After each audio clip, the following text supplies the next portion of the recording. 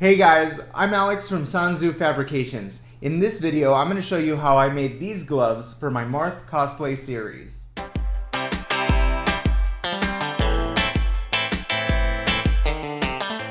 First, I had to make a pattern. I did this by tracing my hand on a plain white piece of paper. Since these are elbow-length gloves, I made sure to trace all the way past my elbow. I then went back and added a quarter seam allowance all the way around the pattern. Since Marth's gloves are fingerless, I went ahead and cut off the fingertips of the pattern. Next, I traced the pattern onto my fabric. Make sure you use 4-way stretch fabric. That means fabric that stretches in every direction. If your fabric doesn't stretch, or only stretches in one direction, you won't be able to get your hand through the narrow parts of the glove. Trust me. I made 3 pairs of gloves before I realized this. I wish I could tell you what fabric I'm using, but honestly, I have no idea. I've had this for a couple years now, so all I know is that it's a 4-way stretch blend. That's also why it's the completely wrong color for the gloves. Don't worry though, I will address that later. If you're buying a new fabric for this project, make sure you get one that doesn't fray easily. I'll explain why a bit later. My fabric is folded over a couple times so that I only need to cut out the shape once to get 4 sides, since I'll need 2 for each glove. To make sure the fabric doesn't move around while I'm cutting, I pinned all the layers together. Next, cut out the shapes. Hopefully you don't need too much guidance with this part, but I should let you know, don't worry about your cuts being too exact, especially between the fingers.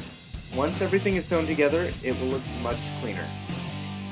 Now sew up all the sides and between the fingers. Since all the fabric pieces are identical, you don't need to worry about matching up pieces. Just get 2 that overlap and go from there.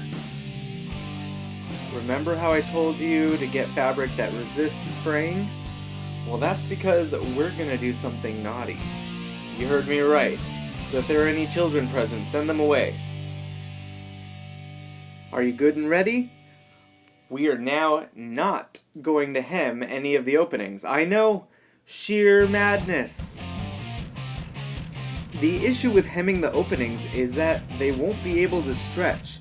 That means you'll have a terrible time getting your arm in the glove and an even worse time getting blood to your fingertips. So please, don't ask me how I know that. Once the gloves are sewn together, clip off any excess fabric along the seams. This will reduce bulk and give your gloves a smoother look. Now go ahead, turn them inside out and try them on. If yours are like mine and have some loose areas, feel free to go back and make a new seam that tapers inward. I'm pretty paranoid about popping seams, so I went over them twice just to be safe. If you use the right fabric, then you're all done. Of course, my gloves are sky blue when they should be dark gray, so I still had a bit more work to do. I boiled some water and added some black fabric dye to it. The instructions require salt or vinegar to be added depending on the type of fabric being dyed. Since I don't know what kind of fabric this is, I just added both. Honestly, I have no idea if that was a wise decision or not. I stirred everything up with a scrap of EVA foam and added my gloves into the mix. I let this sit overnight, not because I had to, but because I was not thinking and did this as I was getting ready for bed. The next morning, I removed the gloves, held them under running water until the water ran clear, and then pressed the remaining water out. I did this with a paper towel to make sure no more dye would come out. Afterwards, I hung them up to dry. I didn't use enough dye, so they aren't completely black, but despite all of it, I'm super happy with how they turned out.